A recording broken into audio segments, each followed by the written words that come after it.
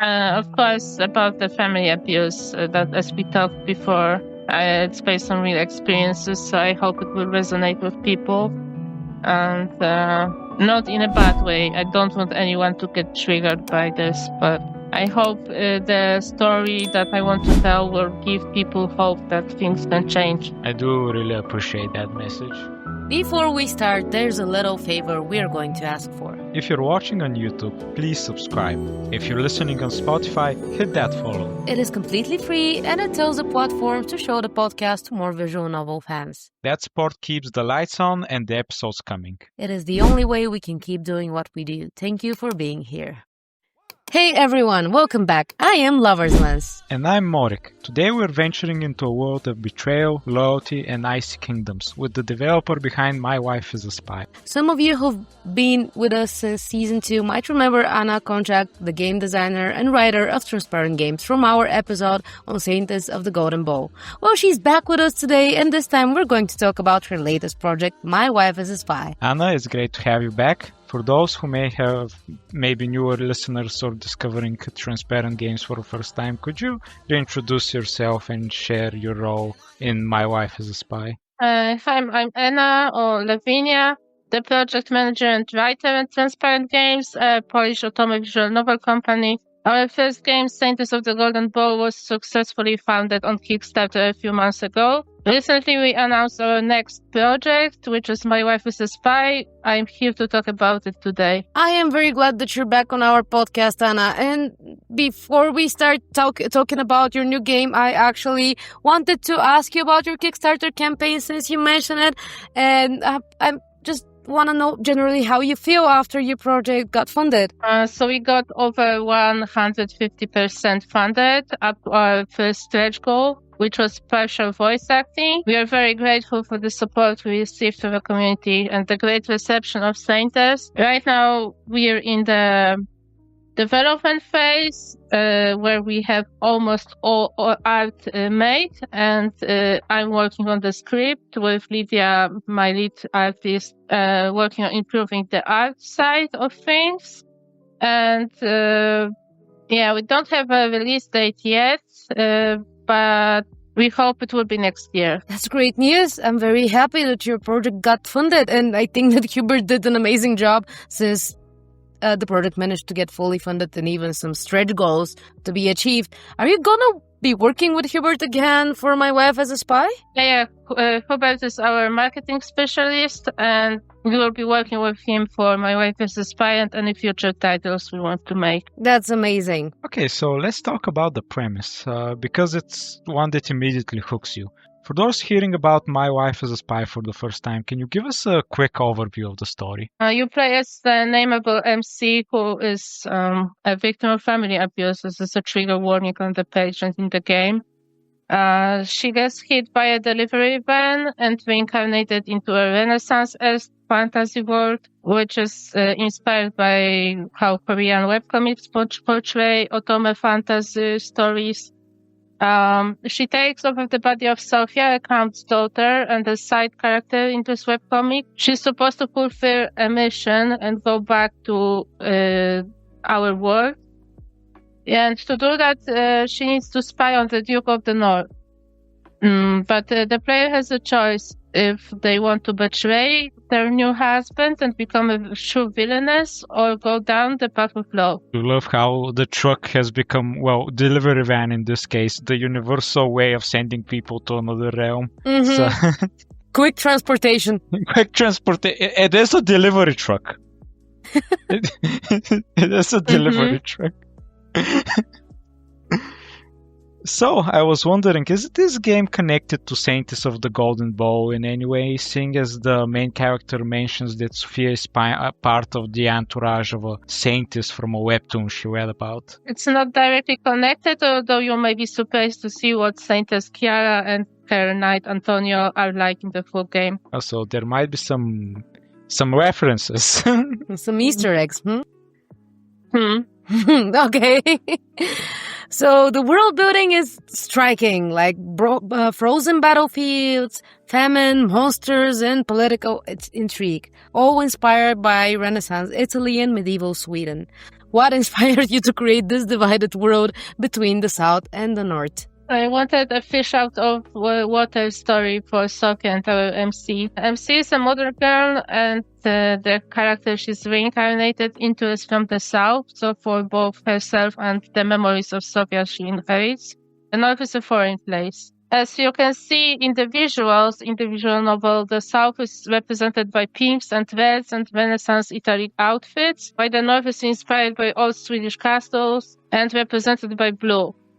So these colors are high in contrast and underline that the South and the North are different in the story. The South is the seat of the empire, which is rich and decadent. The North is about sticking together through hardships and struggles. I really love that little touch of detail, making their dress so identifiable, the way people dress in the setting. That's very nice. Yeah, the fashion was very important to us in concept stage. Did you had to do a lot of research to know how to base the clothing and maybe on some kind of true references, something historically accurate? Lydia did the research on the fashion and supervised the concept artists. And the idea to take the architecture from Renaissance Italy and medieval Sweden was mine, because I'm an architect by trade. So I knew what exactly to tell the artist who did the backgrounds for. So you had some real references of real castles, right? Yes, I sent real references of real castles. Super nice. Notice that the MC took note of when she moved to the north, the architecture of the castle interior, which that's a really nice touch now that I think about it. It's important to me. It shows. So, and also it's important for Morik, obviously, because he noticed it. So I did notice. Yeah. I'm very glad you noticed it. So, the relationship between the protagonist and Zachary is at the heart of the story. He is this distant, cold, duty-driven, person, but every choice either draws you closer to him or pushes you away. What's the most important thing for you when writing this delicate balance between affection and suspicion? Well, with Zachary, I was trying to portray a Duke of the North, like the Dukes are portrayed in Korean webcomics, but I had the difficulty that he had to be different from George from Saintess of the Golden Bow, who is also a Duke of the North. It's easy to fall into one archetype, into one interpretation, but nah. Zachary is cold to Sofia on the outside. They have an enemies-lovers relationship from the get-go, but he doesn't openly antagonize her openly, but his disdain is underlined in the way he acts. But he knows he can't just be like, well, no, go away, because that would be double-crossing the Empire. Doesn't mean he will easily trust her, though. I did notice he was very suspicious of her, though I think his advisor is the one that's being more suspicious and just guiding him kind of to be wary of her, from that little sneak peek we get from the conversation they have. From what they said, Zachary is attracted to Sofia the same way she is attracted to him, but the relationship is difficult. Yeah, he doesn't know her really at the beginning of the story, all things considered. She just seen her and has had maybe one or two conversations with her by the time she is back in her room. So it's normal to be suspicious of her, considering especially that what he's planning for the future. And also, I've been thinking about this whole Duke of the North trope that we have in a lot of Otome and visual novel games. And in webcomics. I've noticed it on webtoons a lot. Yeah, and sometimes the Duke of the North is not literally Duke of the North. It's just the archetype of the character that goes into this place in the visual novel. In our case, Duke of the North is literally a person, and also he doesn't really feel that cold, even though he's the North Duke. So I love that. There's a sweeter side in him that I somehow noticed, even though it's not really shown that much in the demo, but I believe that he is a sweetheart. Yeah, from what we have seen the demo, he is a sweetheart in a sense towards his sister. That, and also he treats the main character with at least decency from what he interacts with him, which is like more other than characters. yes. Yeah, compared to her family. Yeah, I was gonna say that compared to her family. Yeah, like it's not hard. when you had a family like that, it's not hard to make a good impression. Yeah. If Sofia begins to rise as a villainess, would Zachary see her as a threat or respect her strength, I wonder? I think both. The North has taught to Zachary that strength, especially inner strength and the ability to act, are important qualities. Sofia starts off as an uncertain person because she has all this baggage, but the player's choices will shape her. So he kind of respects her as an adversary, basically. Yes. In the event that she tries to do the villainous route. Well, you decide to, as a player. He believes she's a spy regardless of which route you go into. It's about gaining his trust first. Something I was going to mention earlier, but it caught me by pleasant surprise, is that she actually wants to return to her normal life. And that's something a lot of isekais kind of ignore, that the person's life gets uprooted from what they're used to and is tossed into another world.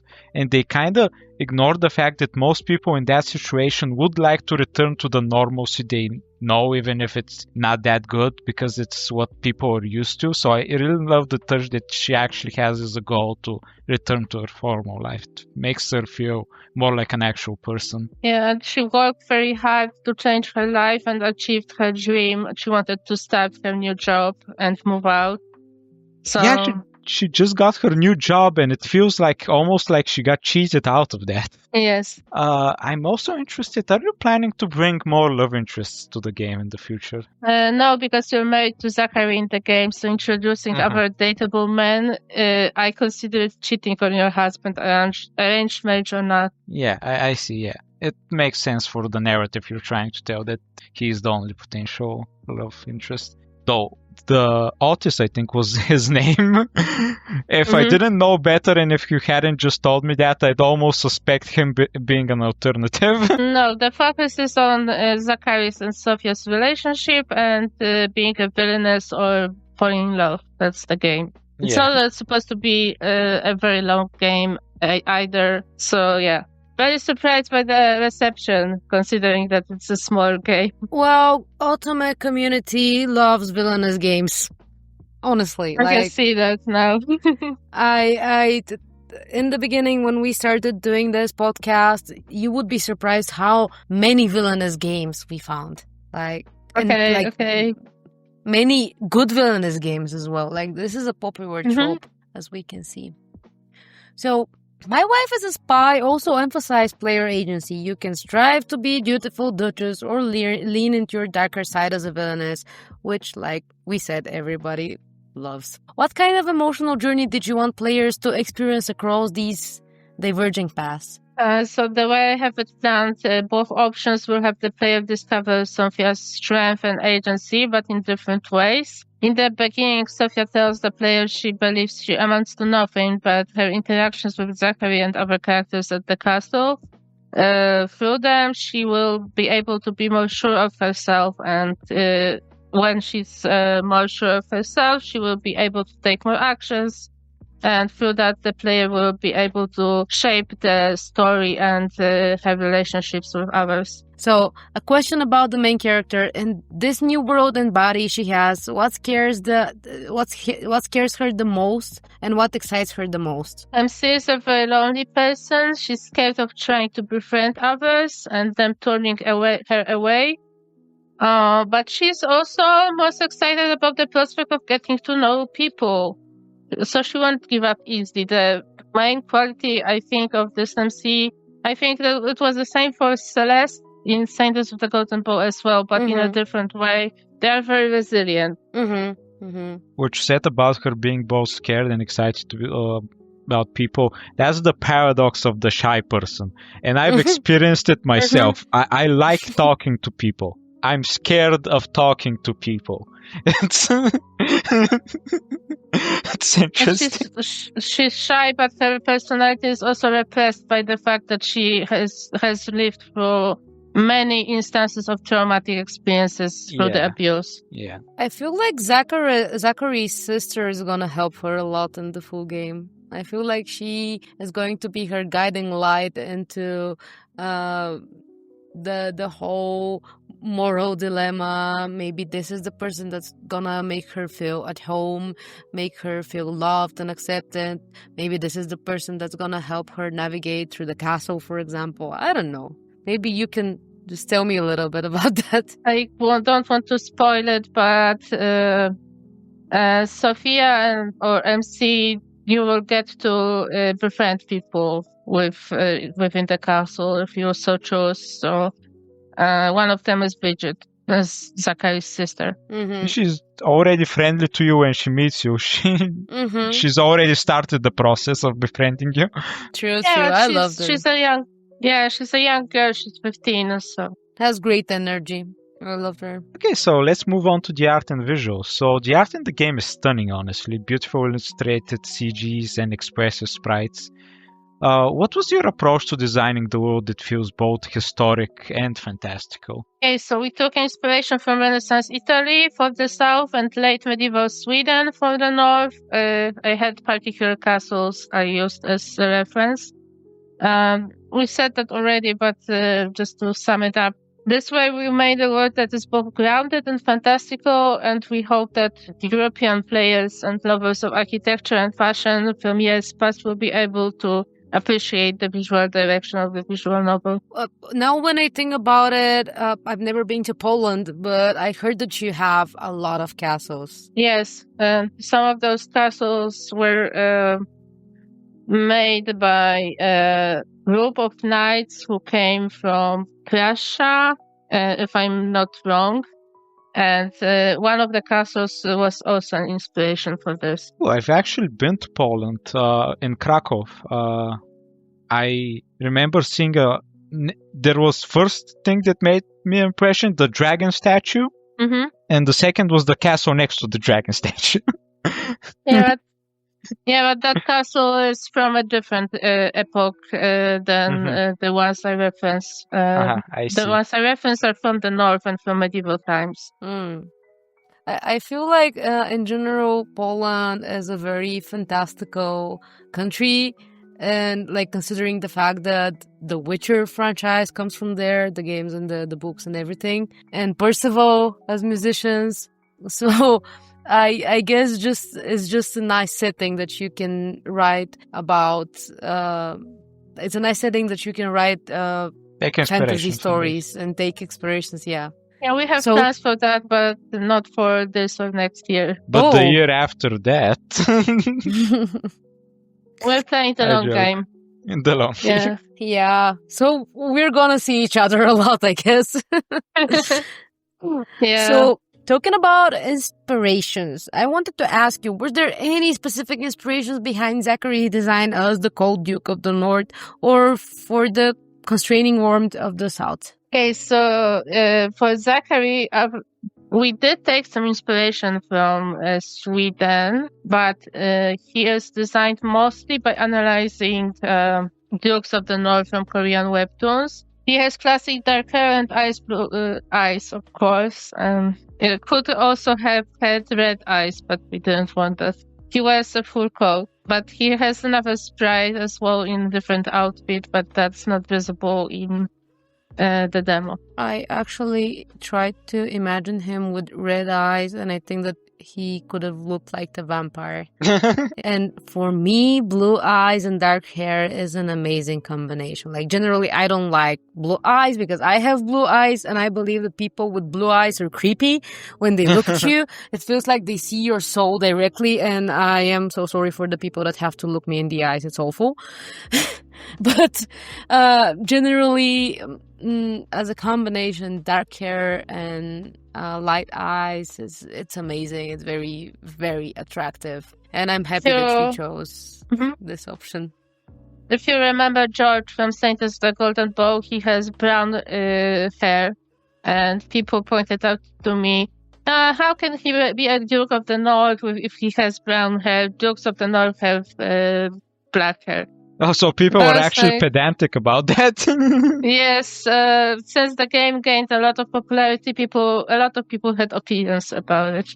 I mean, just look at the Vikings. They're from the north and they have blonde hair.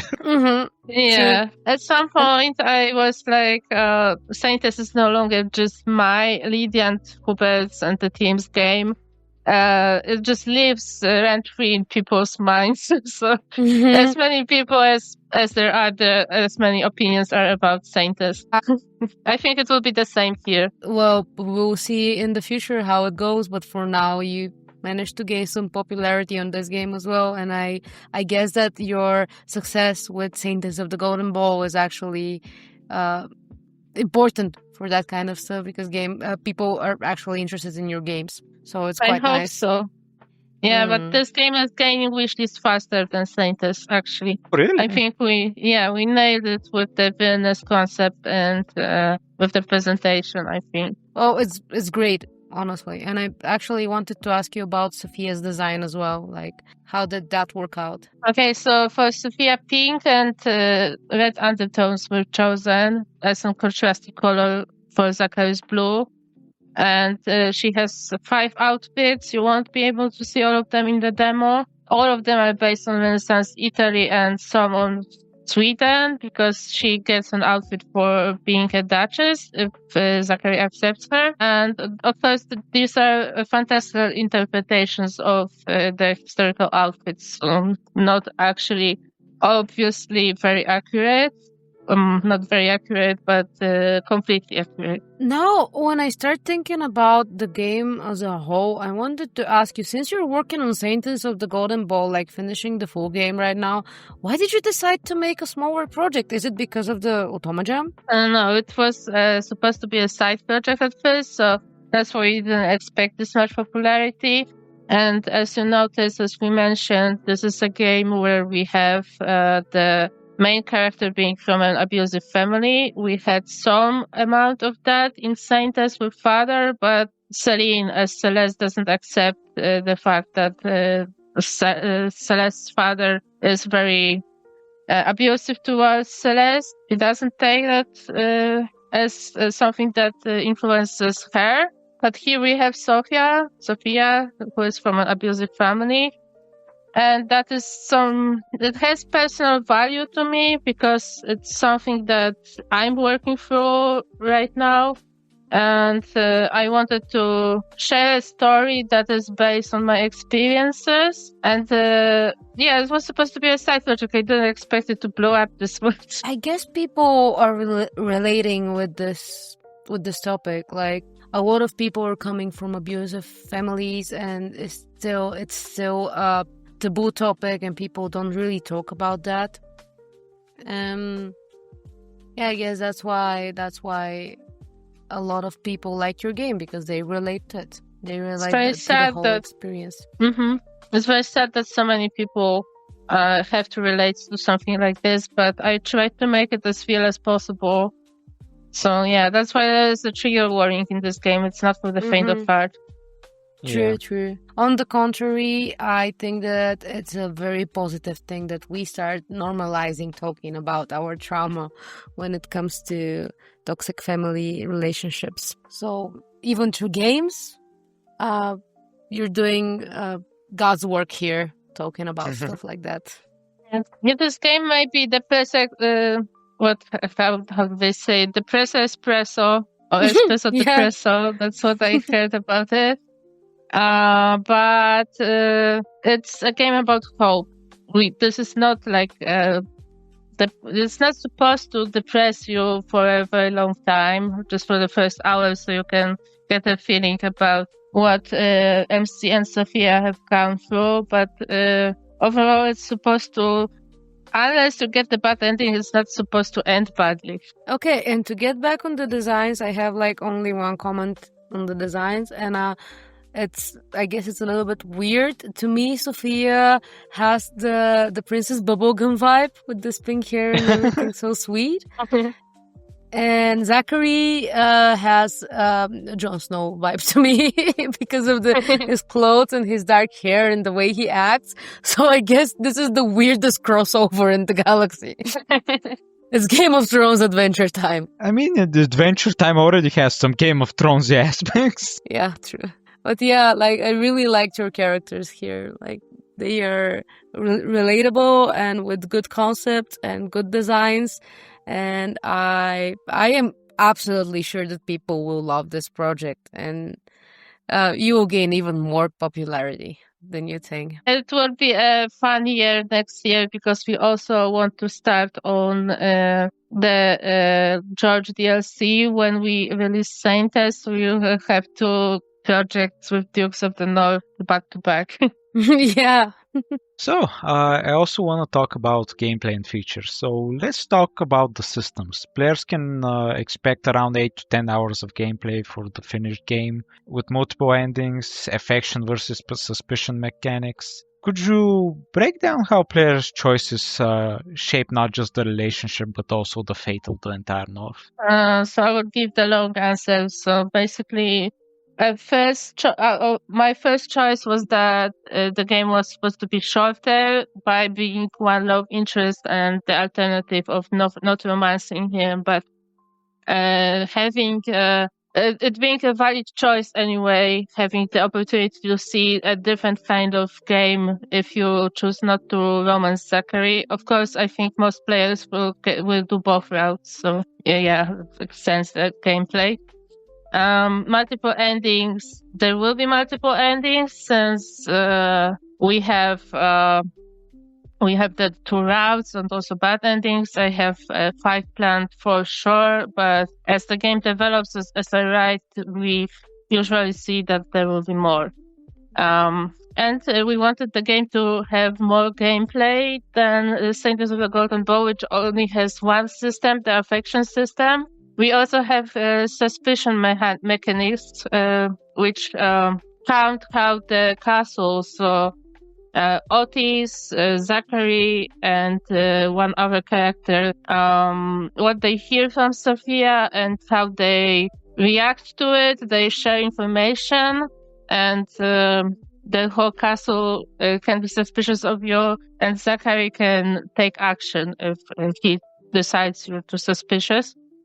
And as for how the player choices shape the entire fate of the North, Erebellum is brewing, and if you decide to forward this information to Sofia's father in the south, the duchy will have a harder time getting independent. Maybe it will also be impossible for it to become independent. And if you keep what you've seen to yourself, Zachary can trust you, and you can become the true Duchess of the North, and then help him with leaving the duchy. So, when can we expect the full game finished? End of next year or beginning of 2027. Okay, so you're actually playing the long game for real.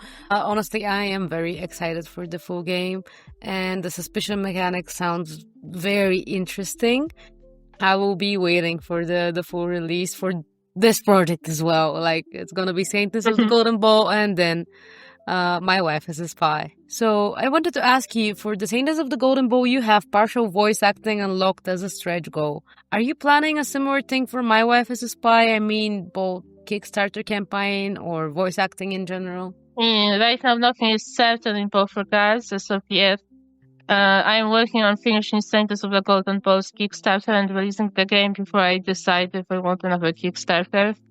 But one thing's for sure, there won't be voice acting in the game without the Kickstarter. Yeah, voice acting is expensive. I know that, and it's like very hard to deliver and to be implemented, and it's a whole can of worms there.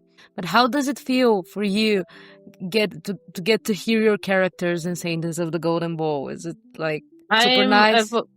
I'm also a voice director on commission for other people, so I love working with voice actors. But the way we implemented voice acting in Saintess, and from what I've seen from people's reactions, voice acting is very polarizing to people. Some people will love it, some people don't like it and want to turn it off. So Lydia and I were thinking, if we have the funds, wouldn't it be better to invest in something else, like more art or maybe custom music? But yeah, no choice, no decision has been made yet in this regard. Maybe you can do polls. I mean, on your pages, ask them: do you want voice acting, or you want music, or you want art, and let them vote. I think this is the democracy.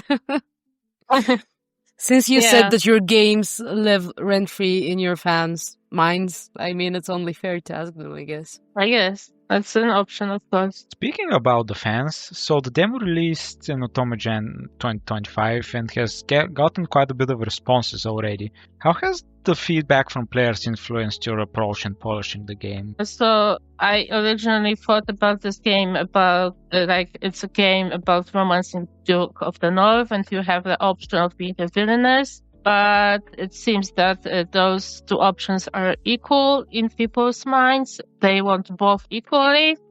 So I will have to revisit the outline and the production plan and decide to distribute the CGs that we want to commission from Kimi, more equally between the options. So there will be more solo Sofia CGs and not only romance CGs, right? Okay. Mainly the influences in the art regard. And anything story related that has been affected by feedback? I haven't thought about it yet, but I have an outline, but when I sit down to write, the story flows on its own, so I'm not overly concerned with having to edit the outline to be more of the villain stuff. It will come naturally. Mm-hmm. So now when you said it, if I understood it right, in the beginning you were wondering rather to do villainous story or like a normal romance story, and in the end you decided to do both, right? The way I planned it, I had the romance and I had the villain stuff as an option, but now I want to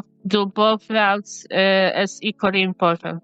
So both get the same space in the story, right? Yeah, okay, Amount so it's 50-50. Yeah, yes. I get it. So it must be very inspiring to see players already interested in and invested in both the romance and the villainous possibilities. How do you feel seeing that enthusiasm so early on?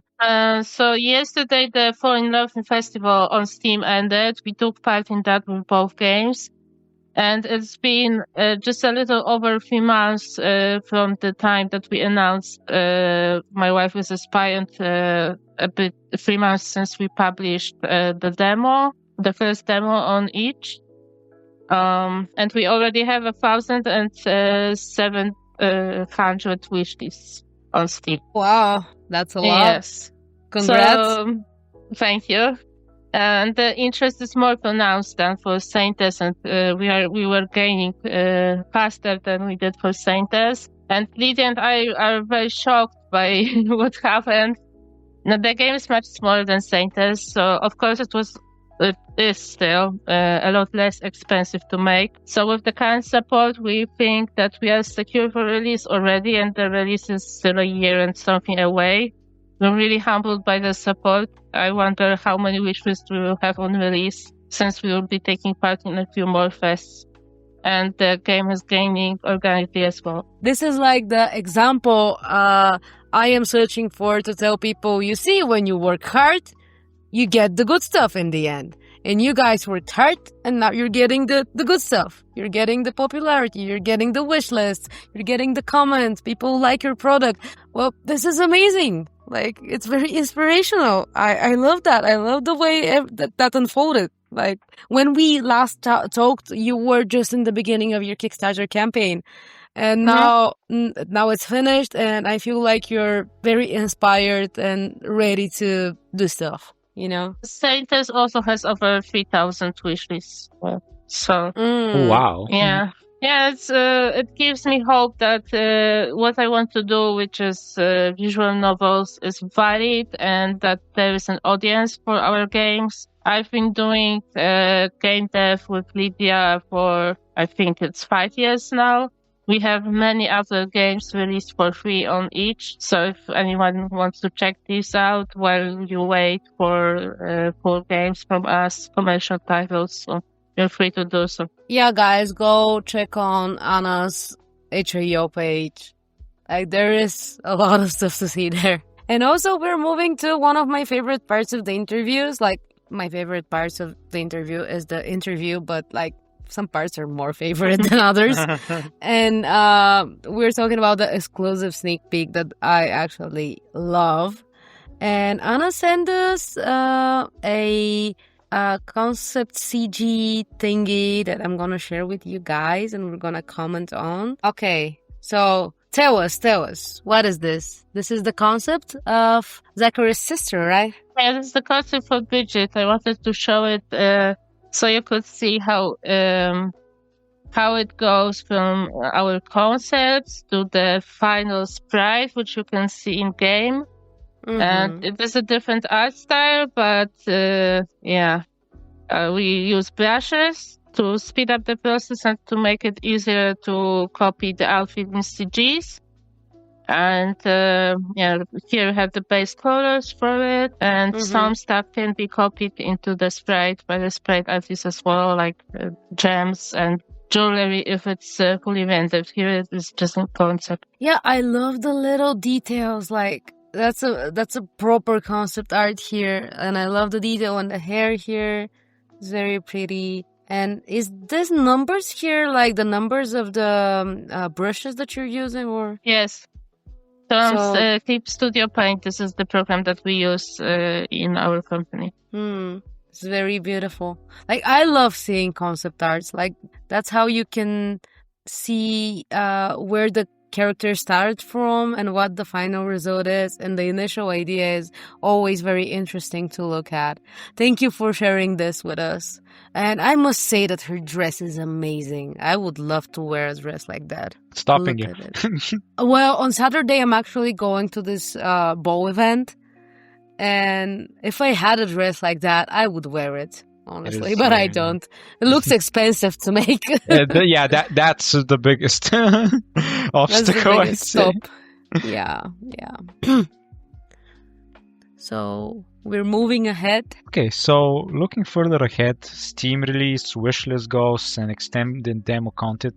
What's the roadmap looking like for the future? For now, we made another demo, which will be made public on Steam and features 40 minutes of gameplay, where you can meet Zachary properly and have interactions with our characters and the game systems. We sent it to influencers and press. A lot of people said they will cover the game in the next 2 to 3 weeks. I think after that, or when Hubert decides it's the time, we will make the demo public for everyone on Steam as well. And if you know us from Saintess of the Golden Bow, you know that we will update the demo a few more times before release with additional content and polish. Although from what I have seen on streams, at least it's typo free this time. Yeah, it's a huge accomplishment for me because I'm dyslexic. I have an editor, but sometimes things slip through the cracks. It happens. Yeah. For February next year, we have planned an extended demo release where you will be able to play up to Zachary's and Sofia's wedding. For wishlist goals, honestly, we're almost where we wanted to be. Unless you ask Hubert, who has some very high expectations for us. But for me and Lydia, we were thinking 2000, so we're almost there. And Steam release is planned for late next year or early 2027. Unless we have a Kickstarter, then it will be later because it will add some stuff to the game that we would otherwise not have the money to implement. So you have this whole thing pretty much planned out, actually.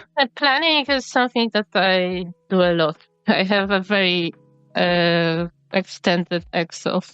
I adore people like that. I'm personally not a person that can plan a lot, and everything is more connected to impulsivity in my life. But whenever I see a very organized person, I'm like, wow, how do you do that? I You want to grow be able. envious of them. Yeah, but in a good manner. I mean, like, not for real envy. Just Yeah, I'm amused. I'm just amused.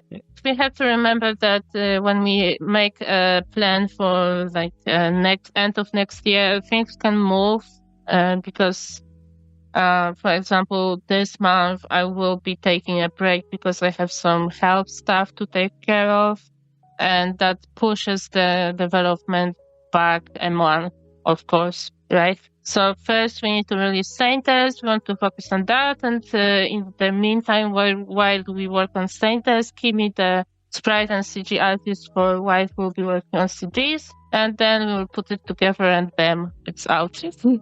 It's not that easy. Hubert would laugh at me. And just for fun, do you have any hidden twists or early concepts you're excited about without giving too much spoilers away? I think the stuff with Saintess Chiara and the Knight Antonio will be fun for people. It will be fun for me for sure. Yes, it does sound like it. This is like the Easter egg that we'll be waiting. Yes. So, before we wrap up, what do you hope players take away from My Wife as a Spy beyond just the romance and intrigue? Of course, about the family abuse, that as we talked before, it's based on real experiences, so I hope it will resonate with people. And not in a bad way. I don't want anyone to get triggered by this, but I hope the story that I want to tell will give people hope that things can change. I do really appreciate that message. And is there anything you like to say directly to your fans and supporters? Thank you for your interest in My Wife as a Spy. We really love all the comments we got about the demo from just your average players or the people who played on streams and their audiences. What we can promise is that we'll deliver the best possible game to you, even if it will take a bit longer than I think. Thank you very much, Anna. So, My Wife as a Spy is available now in demo form on itch.io. Be sure to wishlist it on Steam, maybe check it on our website, otome.com, and follow Transparent Games on social media for more updates. Huge thanks to Anna from Transparent Games for joining us today. And to all listeners, thanks for tuning in, and until next time, remember, choose your loyalties wisely, because in this world, love may be the greatest betrayal of them all.